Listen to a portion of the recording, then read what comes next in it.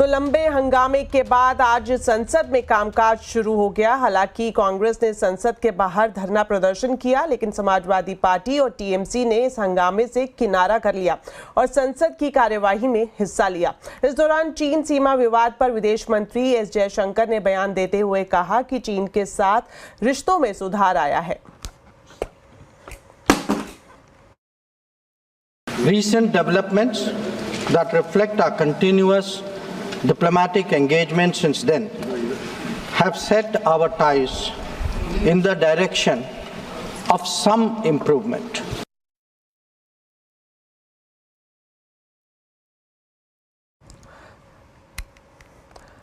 तो जिस तरह से आप सुन रहे थे विदेश मंत्री एस जयशंकर को, और उन्होंने काफ़ी अहम बयान दिया है। और इसके आगे की अगर हम बात करें तो साफ तौर पर पूरा अपडेट अब लेंगे लक्ष्मण रॉय से। तो लक्ष्मण जी, आपसे जानना चाहेंगे, बीते 5 दिनों से लगातार हंगामा होता हुआ दिखाई दे रहा था, लेकिन आज कुछ हालात सामान्य दिखे, पूरा अपडेट क्या है?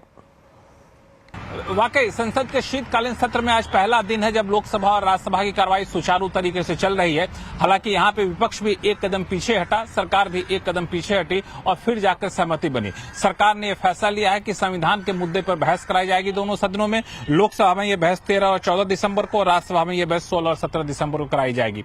और इस सहमति के बाद और विपक्ष को अपने मुद्दे उठाने की सहमति मिलने के बाद संसद की कार्रवाई सुचारू तरीके से चली। लोकसभा और राज्यसभा में क्वेश्चन आवर से पहले कांग्रेस के सांसदों ने मकर द्वार के सामने, जो कि संसद का एक द्वार है, वहां पे अदानी के मुद्दे को लेकर के हंगामा प्रदर्शन किया। लेकिन इस प्रदर्शन में खास बात यह रहा कि तृणमूल कांग्रेस के सांसद, समाजवादी पार्टी के सांसद इसमें हिस्सा नहीं लिए। और संसद की कार्रवाई जब शुरू हुई तो क्वेश्चन आवर अच्छे से चला। उसके बाद जब चर्चा की बारी आई तो समाजवादी पार्टी के सांसदों ने संभल हिंसा को जोर शोर से उठाया। उसमें एक सोची समझी साजिश बताने की कोशिश की और सरकार को नाकाम बताने की कोशिश की। दूसरी तरफ तृणमूल कांग्रेस के सांसदों ने बांग्लादेश के मुद्दे को जोर से उठाया और इस बहाने सरकार को घेरने की कोशिश की। और उसके बाद जब विधायी कार्य का समय शुरू हुआ तो लोकसभा में बैंकिंग अमेंडमेंट बिल पेश किया गया पारित कराने के लिए। ये बैंकिंग अमेंडमेंट बिल हम आपके लिए एक खास बात इसलिए अहमियत रखता है क्योंकि इस बिल के लागू होने के बाद, एक्ट बनने के बाद, एक बैंक के खाता धारक जो है एक की बजाय 4 तक नॉमिनी अपना रख सकते हैं। इसी तरह के दूसरे कई सारे इसमें बदलाव किए गए हैं बैंकिंग अमेंडमेंट बिल में, जिस पे लोकसभा से पारित हो जाएगा। फिर राज्यसभा में oil field regulation development bill को, अमेंडमेंट बिल को पास कराने के लिए प्रक्रिया शुरू हो गई। वहां पे चर्चा हो रही है, वहां पे वायुयान विधेयक भी वहां पे पेश किया जा रहा है पारित कराने के लिए। तो मुझे लगता है कि अब संसद की कार्रवाई सुचारू तरीके से चलेगी बाकी के दिनों में। लक्ष्मण जी, आप हमारे साथ बने रहें, दूसरी खबर के लिए आपके पास वापस लौटेंगे। इस बीच आपको बता दें, संभल हिंसा की सियासी लड़ाई भी संसद तक पहुंच गई है। लोकसभा में अखिलेश यादव ने संभल का मुद्दा उठाया तो वहीं राज्यसभा में रामगोपाल यादव ने मोर्चा खोला। दोनों नेताओं ने संभल हिंसा के लिए सरकार और बीजेपी को दोषी ठहराया। अखिलेश यादव ने संभल हिंसा को सोची समझी साजिश बताया और साथ ही प्रशासन पर गोली चलाने का भी आरोप लगाया। वहीं रामगोपाल यादव ने कहा कि संभल को छावनी में तब्दील कर दिया गया है। अचानक ये जो घटना हुई है, ये सोची समझी रणनीति के तहत वेल प्लान्ड हुआ है और वहां के भाईचारे को गोली मारने का काम हुआ है। जो घटना हुई है वो सोची समझी साजिश है।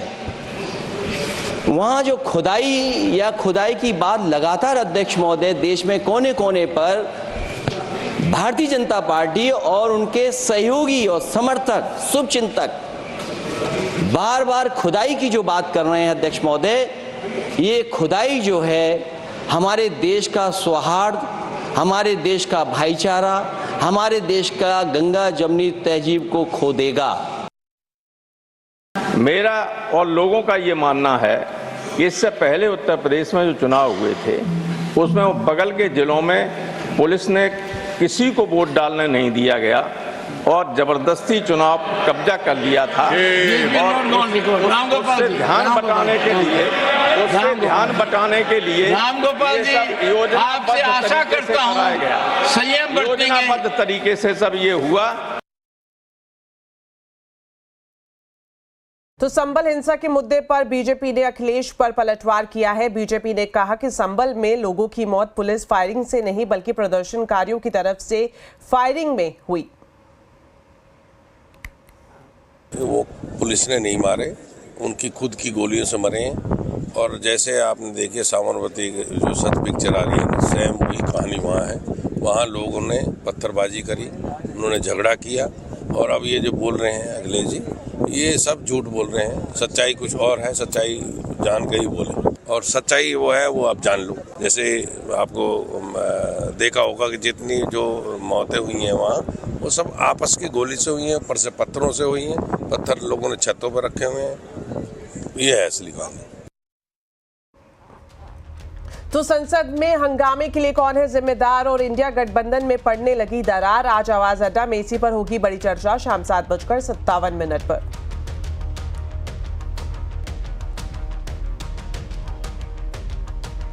चलिए अब आपको बताते हैं बाजार का पूरा हाल। कारोबारी हफ्ते के दूसरे दिन बाजार में तेजी रही। सेंसेक्स 598 पॉइंट चढ़ा तो निफ्टी ने 181 पॉइंट की बढ़त ली।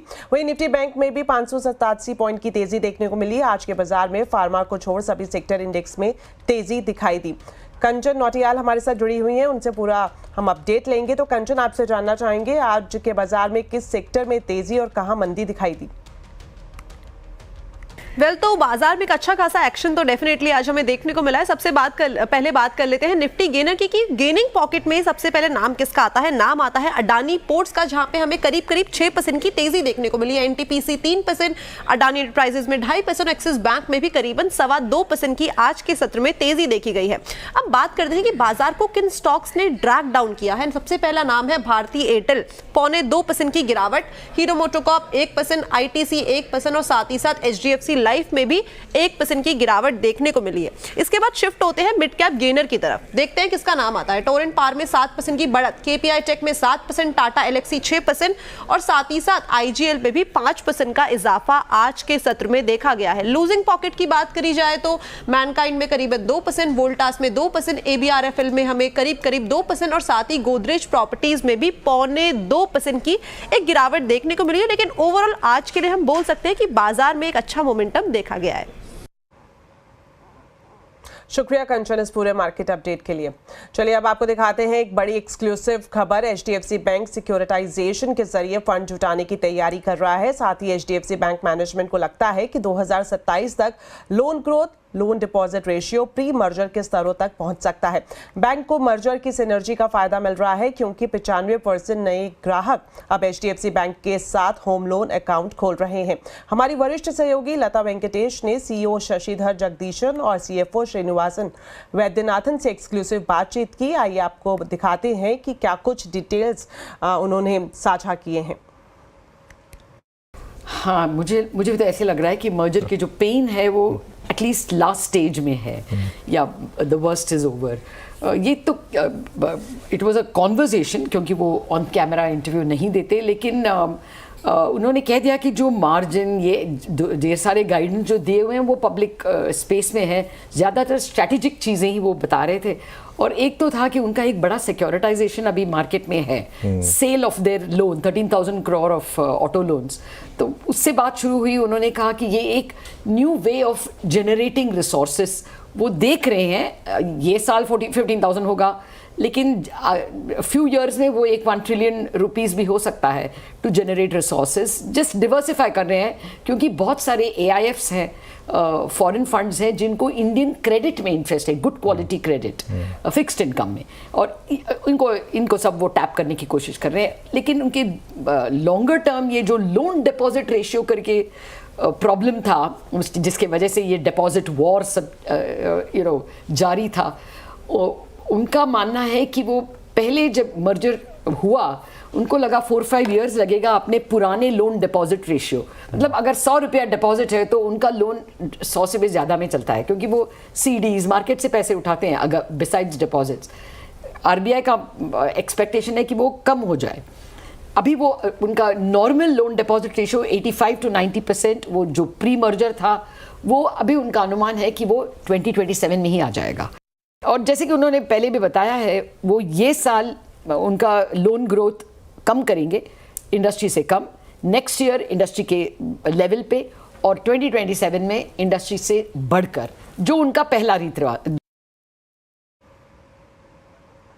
अब बात करते हैं महाराष्ट्र की, जहां हमें सूत्रों से जानकारी मिल रही है कि देवेंद्र फडणवीस का नाम मुख्यमंत्री के लिए फाइनल हो गया है। देवेंद्र फडणवीस ही महाराष्ट्र के नए मुख्यमंत्री होंगे। सूत्रों से मिल रही जानकारी के मुताबिक फडणवीस के नाम पर बीजेपी आलाकमान ने मुहर लगा दी है, लेकिन अभी औपचारिक ऐलान होना बाकी है। कल होने वाली बीजेपी विधायक दल की बैठक के बाद देवेंद्र फडणवीस के नाम की आधिकारिक घोषणा की जा सकती है। डिटेल्स लेते हैं विवेक गुप्ता से। तो विवेक, बताएं क्या एक्सक्लूसिव जानकारी है आपके पास? दीपाली, देखिए, देवेंद्र फडणवीस का नाम जो है वो अब 99.99% कंफर्म हो चुका है। दिल्ली आलाकमान से भी मोहर लग चुकी है कि महाराष्ट्र में नए सीएम जो होंगे वो कोई और नहीं बल्कि बीजेपी का नेता होगा, और वो है देवेंद्र फडणवीस। कल देखिए एक औपचारिक तौर पर इनके औपचारिक ऐलान कल होगा, क्योंकि बीजेपी विधायक दल की मीटिंग कल सुबह 10 बजे है, जिसके 2 ऑब्जर्वर चुने गए हैं। और दोनों ऑब्जर्वर आज एक ऑब्जर्वर विजय रूपानी जो गुजरात के पूर्व सीएम रह चुके हैं वो आ रहे हैं शाम को 7 बजे। दूसरे ऑब्जर्वर है केंद्रीय मंत्री निर्मला सीतारमण, वो कल सुबह 8 बजे मुंबई में आएंगी। और ठीक 10 बजे मुंबई के विधानसभा में जो सेंट्रल हॉल है वहाँ पर विधायक दल की मीटिंग होगी, क्योंकि एक रूल और नियम होते हैं कि जो भी पार्टी अगर क्लेम करी कि वो सरकार बना रही है तो विधायक दल की जो मीटिंग होती है वो विधान भवन के सेंट्रल हॉल में होती है। तो 133 विधायक हैं बीजेपी के, जो सभी के सभी विधायक कल उस मीटिंग में शामिल होंगे। और लगभग 1.5 से 2 घंटे का ये प्रोसेस होता है, जिसमें वो तय करेंगे कि आखिरकार उनके विधायक दल का नेता कौन होगा। लगभग यही माना जा रहा है कि विधायक दल का नेता कोई और नहीं बल्कि देवेंद्र फडणवीस होंगे। और देवेंद्र फडणवीस ही 5 दिसंबर को शाम 5 बजे पीएम मोदी के सामने, गृह मंत्री अमित शाह और तमाम वीवीआईपी के सामने शपथ ग्रहण में शामिल होंगे और शपथ लेंगे महाराष्ट्र के सीएम की। लेकिन देखिए पेच कहाँ फंसा हुआ है? पेच फंसा हुआ है शिंदे कैंप और अजीत पवार कैंप में। पोर्टफोलियो को लेकर अभी भी ये दोनों पार्टियां आमने सामने हैं। वजह यह है कि दोनों बड़े बड़े पोर्टफोलियो मांग रहे हैं, लेकिन उसके लिए बीजेपी तैयार नहीं हो रही है। हालात ऐसे हो गए हैं कि अजीत पवार दिल्ली में डेरा डाले हुए हैं। अजीत पवार कल शाम को ही मुंबई से फ्लाई करके शाम 7 बजे दिल्ली पहुंचे हुए हैं। वो अभी भी दिल्ली में हैं और बताया जा रहा है कि आज देर रात वो अमित शाह से मीटिंग करेंगे और बड़े पोर्टफोलियो की मांग कर सकते हैं। वहीं शिंदे कैंप भी अड़ा हुआ है कि अगर उन्हें डिप्टी सीएम बनाया जा रहा है तो कम से कम पोर्टफोलियो उन्हें अच्छे मिले। सबसे ज़्यादा मामला अटका हुआ है कि आखिरकार पीडब्ल्यूडी, अर्बन डेवलपमेंट और गृह विभाग किसको मिलेगा। इसको लेकर काफ़ी ज़्यादा माथापच्ची चल रही है। बीजेपी में सब कुछ सारे सॉल्यूशन निकल चुका है। और ये भी जानकारी मिली कि अगर देवेंद्र फडणवीस सीएम बनते हैं तो गृह मंत्रालय अपने पास रखेंगे। बाकी के जो पोर्टफोलियो है उनको लेकर माथापच्ची, रस्साकसी अभी तक चल रही है। यही वजह है कि कुछ समय और लगेगा। शुक्रिया विवेक इस पूरी जानकारी के लिए। चलिए अब बात करते हैं बांग्लादेश की, जहां पर हालात लगातार गंभीर हो रहे हैं। हिंदुओं पर हमले बढ़ गए हैं। इस्कॉन के चिन्मय दास का केस लड़ने वाले वकील के ऊपर आज जानलेवा हमला हुआ है। वहीं अगरतला में Bangladesh deputy high commission office में जो तोड़फोड़ हुई है उसको लेकर भी भारत और बांग्लादेश के बीच में तनाव बढ़ गया है। बांग्लादेश ने अगरतला में तोड़फोड़ के खिलाफ भारतीय हाई कमिश्नर को तलब किया है। इस बीच ममता बनर्जी ने मांग की है कि बांग्लादेश के मामले में प्रधानमंत्री को वहां की सरकार से बात करनी चाहिए। तो पूरी डिटेल्स अब लेते हैं सिद्धांत मिश्रा से। तो सिद्धांत, आपसे जानना चाहेंगे कि लगातार हम देख रहे हैं हिंदुओं को निशाना बनाया जा रहा है और वहीं बांग्लादेश भारत पर ही दबाव बढ़ा रहा है। भारत के हाई कमिश्नर को भी तलब किया है। जी देखिए, जो मामला है वो दिन पर दिन पेचीदा होता जा रहा है। दरअसल इसके 2 पहलू हैं इस पूरे मसले को समझने के लिए। एक पहलू ये है कि भारत के जो प्रधानमंत्री हैं नरेंद्र मोदी, उन्होंने सबसे पहले बांग्लादेश में 2 हिंदुओं पे के साथ के ऊपर हमले हो रहे हैं, उस पर सबसे पहले भारत के प्रधानमंत्री नरेंद्र मोदी ने बोला था बाकायदा, जिसके बाद बांग्लादेश ने कहा कि ये डिसइंफॉर्मेशन फैक्ट्री से आ रही रिपोर्ट्स हैं, फुटेजेस हैं, इमेजेस हैं, इनका वास्तविकता से कोई लेना देना नहीं है। उसके बाद US president elect Donald Trump ने अपने कैंपेन के दौरान बांग्लादेश में हिंदुओं पे हो रहे अत्याचार पर बात की। अब आज आप देखिए परिस्थिति ऐसी हो गई है कि यूके के पार्लियामेंट में तकरीबन 4 पार्लियामेंटेरियन ने बांग्लादेश में हो रहे हिंदुओं के मसले को उठाया। कनेडियन पार्लियामेंट में भी इस पे चर्चा हो चुकी है। ऑस्ट्रेलिया के भी पार्लियामेंटेरियन ने इसे अपने पार्लियामेंट में उठाया है। तो एक ग्लोबल डिस्कोर्स डिस्कोर्स बन चुका है, एक ग्लोबल डिस्कशन बन चुका है जो हिंदुओं पे और अदर माइनॉरिटीज पे बांग्लादेश में हमले हो रहे हैं। पर जो सबसे विकट परिस्थिति है वो ये है कि सरकारें, सभी सरकारें जो हैं या पार्लियामेंटेरियंस या जो नेता हैं वो चाहते हैं कि बांग्लादेश में दबाव बनाया जाए जिसमें यूनुस सरकार एक्शन ले और जो इस्लामिस्ट फोर्सेस हैं उनको रोके कि वो और माइनॉरिटीज को, हिंदुओं को ना परेशान करे। लेकिन यूनुस सरकार इज इन फुल डिनायल, वो पूरी तरीके से मानने को तैयार ही नहीं है कि ऐसा कुछ हो रहा है। वो ये कह रहे हैं कि ये डिसइंफॉर्मेशन कैंपेन का पार्ट है, सच्चाई ये बिल्कुल भी नहीं है, जमीन पर वास्तविकता बिल्कुल भी नहीं है और वो उसी पे अड़े हुए। ये एक सबसे बड़ा पेचीदा मामला होता जा रहा है कि अगर कोई देश बात भी करना चाहे या बांग्लादेश सरकार को समझाना चाहे या बताना चाहे तो वो मानने को ही तैयार नहीं है कि उनके देश में ये हो रहा है। वहीं दूसरी तरफ चिन्मय दास जो कि हिंदू प्रीस्ट हैं, उनको आज वकील नहीं दिया गया। उनकी आज पेशी थी कोर्ट में, उनको वकील नहीं दिया गया। अब वो 1 महीने और जेल में रहेंगे क्योंकि चट्टाग्राम बार एसोसिएशन जो है उसने कहा कि कोई सब वकीलों को बकायदा धमकाया गया कि अगर आपने चिन्मय दास का केस लिया, उनकी तरफ से अपीयर हुए तो जो नतीजा होगा वो बुरा होगा, जिसके डर से वकीलों में से कोई आगे ही नहीं आया चिन्मय दास के लिए। और जो एक वकील ढाका से चट्टोग्राम भेजा गया उस वकील को कोर्ट के अंदर ही दाखिल नहीं होने दिया गया। बहरहाल अब 1 महीना चिन्मय दास को जेल में रहना पड़ेगा। अगली सुनवाई 2 जनवरी 2025 को होगी। तीसरा जो महत्वपूर्ण विषय है वो ये है कि अगरतला में प्रोटेस्ट हो रहा था, जहां पे कुछ प्रोटेस्टर्स अगरतला में जो high commission, assistant high commission है बांग्लादेश का, उसके अंदर दाखिल हो गए, जिसपे भारत ने खेद व्यक्त किया है। बाकायदा मिनिस्ट्री ऑफ एक्सटर्नल अफेयर्स ने, विदेश मंत्रालय ने कल एक स्टेटमेंट भी निकाला और और इस पे खेद व्यक्त किया है। और बाकायदा जो अगरतला में अथॉरिटीज हैं, जो कि 4 पुलिस वाले सिक्योरिटी में तैनात थे, उनमें से 3 को सस्पेंड कर दिया गया है और जो चौथा है उस पर भी कार्यवाही की जा रही है। तो भारत सरकार ने जो अगरतला में डिप्लोमेटिक प्रेमाइसेस में जो घटना घटी, जिस प्रकार से कुछ लोग अंदर दाखिल हो गए डिप्लोमेटिक प्रेमाइसेस से, उस पर खेद व्यक्त किया है और जो भी एक्शन है वो लिए जा रहे हैं। परपेट्रेटर्स को भी अरेस्ट किया जा रहा है, साथ ही साथ जो पुलिस वाले वहां मौजूद थे उनके खिलाफ भी कार्यवाही की गई। लेकिन बांग्लादेश ने इस पे कड़ी प्रतिक्रिया जारी की है। बाकायदा कल एक बयान आया और आज जो भारत के उच्च आयोग हैं बांग्लादेश में, उनको समन्स किया गया बाकायदा फॉरेन ऑफिस में। और जी बिल्कुल, शुक्रिया सिद्धांत फिलहाल के लिए। तो जिस तरह से सिद्धांत बता रहे थे कि फिलहाल देखा जाए तो ये पूरा मामला काफी पेचीदा होता हुआ दिखाई दे रहा है, लगातार निशाने पर है हिंदू, और अब देखना होगा कि किस तरह से दोनों सरकार की तरफ से कोशिश की जाती है हालात को सामान्य बनाने के लिए। चलिए बढ़ते हैं आगे और आपको बता दें कि आरबीआई गवर्नर शक्तिकांत दास को एक और एक्सटेंशन मिल सकता है। हमारे वरिष्ठ सहयोगी लक्ष्मण रॉय से एक बार फिर से जुड़ते हैं और जानते हैं इस एक्सक्लूसिव खबर की पूरी डिटेल। तो लक्ष्मण जी बताएं, आरबीआई गवर्नर के एक्सटेंशन को लेकर क्या एक्सक्लूसिव जानकारी है आपके पास? जी बिल्कुल, जैसे जैसे शक्तिकांता दास के आरबीआई गवर्नर के तौर पे कार्यकाल का समय खत्म होने की तारीख नजदीक आती जा रही है, इस बात की अटकलें काफी तेज हो रही है कि आखिर क्या होगा, एक्सटेंशन मिलेगा या फिर नए गवर्नर बनाए जाएंगे। लेकिन जो मुझे सूत्रों से जानकारी मिली है उसके मुताबिक शक्तिकांता दास को एक और यहाँ पे एक्सटेंशन मिलता हुआ आपको दिख सकता है। और ये एक्सटेंशन कितने का मिलेगा अभी तो तय नहीं है, लेकिन हो सकता है कि 6 महीने से लेकर 1 साल तक के लिए और एक्सटेंशन मिले। और इसका नोटिफिकेशन, इसका ऑर्डर अगले 2 से 4 दिनों में आने की पूरी संभावना है। और बता दूं कि शक्तिकांता दास का जो मौजूदा कार्यकाल है वो 10 दिसंबर को खत्म हो रहा है। इससे पहले उनको एक एक्सटेंशन 2021 में 3 साल के लिए दिया जा चुका है। 2018 में आरबीआई गवर्नर बने थे। अगर एक्सटेंशन मिलता है तो ये 1960 के बाद के समय के लिए कहें सबसे ज्यादा लंबे समय तक गवर्नर रहने वाले गवर्नर बन जाएंगे आरबीआई के शक्तिकांता दास। हालांकि अब जब तक नोटिफिकेशन नहीं आता 100% कुछ कहना मुश्किल होता है मौजूदा कामकाज के तरीके के हिसाब से, लेकिन बहुत हद तक संभावना है कि शक्तिकांता दास को आरबीआई गवर्नर के तौर पर आगे भी बनाए रखने का फैसला हो सकता है। शुक्रिया लक्ष्मण जी हमारे साथ जुड़ने के लिए और दोनों बड़ी खबरों पर दर्शकों को विस्तार से जानकारी देने के लिए।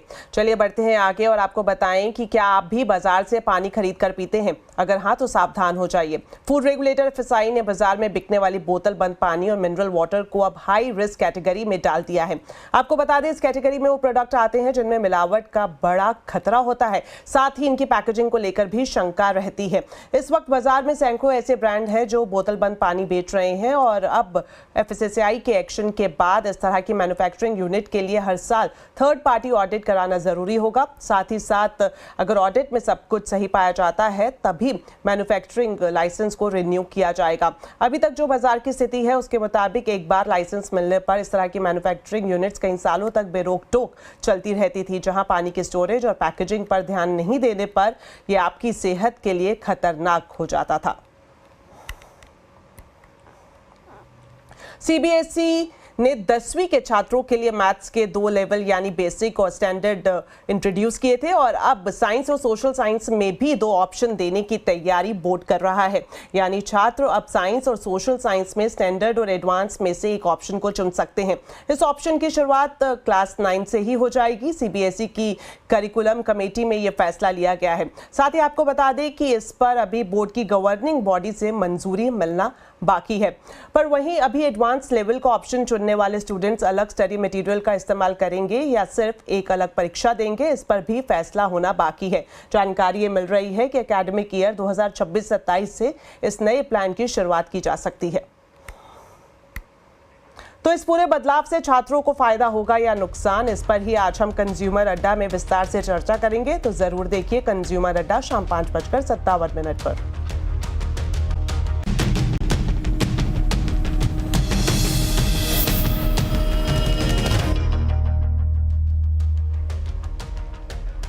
ब्रेक के बाद आपका स्वागत है। अब कश्मीर में शिकारा का सफर और भी सुहाना होने जा रहा है। दरअसल शिकारा बुकिंग अब आप घर बैठे उबर से कर सकते हैं।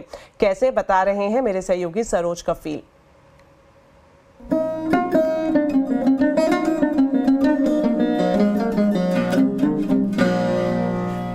जहां पूरा देश इस वक्त डिजिटलाइजेशन की ओर बढ़ रहा है, वहीं पर श्रीनगर के डल लेक में जो शिकारे हैं वो कहां पीछे रहते। जी हां, आज ही यहाँ पर उबर शिकाराज जो हैं उनकी सर्विसेज स्टार्ट हुई है। अगर हम बात कर ले तो कोई भी टूरिस्ट जो यहाँ पे आना चाहता है 12 घंटे पहले आप अपनी ये बुकिंग्स जो हैं ये हायर कर सकते हैं शिकाराज। और साथ ही साथ अगर आप अभी बाहर हैं और आप प्लान कर रहे हैं कि आप कश्मीर में आना चाहते हैं तो आपको 15 दिन मिलेंगे अपनी उबर राइड्स बुक करने के लिए। ये ऑनलाइन बुकिंग है सर। अच्छा। ये ऑनलाइन 800 रुपये घंटे का है सर। इसमें घंटे में दिखाते हैं वो स्विमिंग बोट है, कबूतर खाना है और लोटस है और फ्लोटिंग गार्डन्स है और वो मार्केट और नेहरू पार्क। इससे आसानी हो जाएगा हर एक चीज़ में सर। और ये अभी फुली फंक्शन हो गया है, स्टार्ट हो गया क्या? अभी स्टार्ट हो गया सर, स्टार्ट हो गया। हमने कस्टमर भी लेके गया है, बहुत अच्छा लग रहा है। ये बताइए कि इससे कोई फर्क तो नहीं पड़ा जो बाकी शिकारे वाले थे? नहीं, इसमें कौन सा फर्क पड़ेगा। जो रेट है वही गवर्नमेंट रेट है और चीटिंग भी नहीं होगा इससे कस्टमर। इतना ऐसा बात है सर। बहुत शुक्रिया। अभी जगह जगह पे रेट लगा है, यही रेट हम कर रहे हैं सर। जो गवर्नमेंट ने हमें दिया है वही रेट सर। तो ये अभी आप जो देख रहे हैं इस वक्त, किस तरीके से कोई भी टूरिस्ट यहाँ आना चाहता है या लोकल्स हैं वो अपनी राइड बुक करना चाहते हैं तो ये आप देख सकते हैं किस तरीके से, जैसा हम आपसे कह रहे थे कि आज ही ये देखिए आइकन भी बना हुआ है शिकारा का। तो इस तरीके से आप बुक कर सकते हैं। आप देखेंगे कितने बजे आपको पिक किया जाएगा, राइड कितने बजे बुक की गई है, एग्जैक्ट आपका लोकेशन कहाँ पे होगा। और अगर आप कैंसिल भी करना चाहते हैं किसी कारण से राइड तो वो भी आप कर सकते हैं। कुल मिला के अगर बात की जाए तो एडमिनिस्ट्रेशन का एक बहुत ही बड़ा स्टेप है ताकि तमाम टूरिस्ट जो यहाँ पे आते हैं उनको एक ईज़ मिले और जन्नत बेनज़ीर का एक रियल एक्सपीरियंस मिले। दिसंबर महीने की शुरुआत हो गई है लेकिन इस बार ठंड अभी भी गायब है। मौसम विभाग के मुताबिक इस साल सर्दियों में तापमान सामान्य से ज्यादा ही रहेगा। मौसम का पूरा हाल जानने के लिए हमारे संवाददाता असीम मनचंदा ने आईएमडी की मौसम वैज्ञानिक सोमा सेन रॉय से बातचीत की। आइए आपको सुनाते हैं। हमारे साथ इस वक्त मौसम वैज्ञानिक डॉक्टर सोमा सेन रॉय। हम सबसे पहले तो ये देखा कि हमने नवंबर एक बहुत गर्म महीना रहा, दिसंबर कैसा हमको लग रहा है इस वक्त? जैसे आपने हमारा कल मंथली फोरकास्ट आपने सुना होगा, हम इस साल हमारा उम्मीद है कि नॉर्थ वेस्ट इंडिया और ईस्ट इंडिया में टेम्परेचर्स मिनिमम और मैक्सिमम दोनों ही थोड़ा बड़े रहेंगे और ईस्ट पेनिनसुलर इंडिया में खासकर थोड़ा ज़्यादा रहने की संभावना है। तो हम ये कह सकते हैं कि ओवरऑल इस बार सर्दी उतनी कड़ाके की नहीं पड़ेगी जितनी पड़ती है। देखिए, ये मंथली एवरेज टेम्परेचर है, इसके अंदर डे टू डे टेम्परेचर्स में फ्लक्चुएशन रहेंगे। आपका ये कभी भी हम ये नहीं कहेंगे कि हर रोज़ ही आपका टेम्परेचर्स बड़े रहेंगे। तो ये जो एवरेज टेम्परेचर का बात हो रही है मंथली स्केल में, अगर आप अभी का फोरकास्ट हम 5 से 7 दिन का जब दे रहे हैं तो हमारी उम्मीद है कि थोड़ा जो विंड्स है, अभी नॉर्थ वेस्टर्ली विंड्स हैं, एक पश्चिम विक्षोभ निकल चुकी है, तो ये नॉर्थ वेस्टर्ली विंड्स थोड़ा स्ट्रेंथन करेगी प्लेन्स में परसों से। इनफैक्ट कल से ही शुरू हो जाएगी स्ट्रेंथनिंग, और ये जो स्ट्रेंथनिंग होगी उसके साथ साथ विंड स्ट्रांग होने से टेम्परेचर में गिरावट आएगी, खासकर मैक्सिमम मिनिमम दोनों ही गिरेगी, और मिनिमम में 2 से 4 डिग्री गिरने की संभावना है। तो चलिए इसी के साथ बुलेटिन में इतना ही। आप खबरों पर अपडेट रहें, CNBC आवाज से जुड़े रहें हमारे सोशल मीडिया हैंडल्स के जरिए। नमस्कार।